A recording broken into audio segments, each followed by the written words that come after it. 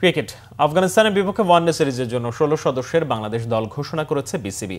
প্রথমবার ওয়ানডে দলে ডাক পেয়েছেন সাইফ হাসান। শারজায় প্রথম ২ টি-২০-তে আফগানদের হারিয়ে সিরিজ নিশ্চিত করেছে টাইগাররা। এবার তাদের সামনে হোয়াইট ওয়াশ করার সুযোগ। এশিয়া কাপে রশিদ খানের দলকে হারিয়েছিল লাল সবুজ জার্সিধারীরা। এরই মাঝে মেহেদী হাসান মিরাজের নেতৃত্বে ওয়ানডে সিরিজের স্কোয়াডও চূড়ান্ত করে ফেলেছে বিসিবি।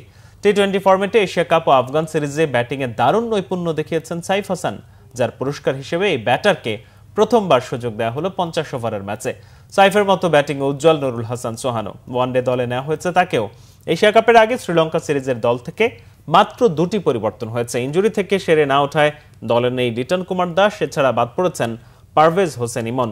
১৬ জনের দলে অধিনায়ক মিরাজের সতীর্থ তানজিদ তামিম, নাইম শেখ, সাইফ হাসান, শান্ত, হৃদয়, জাকের, শামীম, সোহান, রিশাদ, তানভীর, তাসকিন, মুস্তাফিজ, তানজিম সাকিব হাসান ও নাহিদ রানা। ঘোষিত স্কোয়াডে থাকা ৫ ক্রিকেটার মিরাজ, শান্ত, হাসান, তানভীর ও নাহিদ রানা শুক্রবার রাতেই সংযুক্ত আরব আমিরাতে উড়ে যান।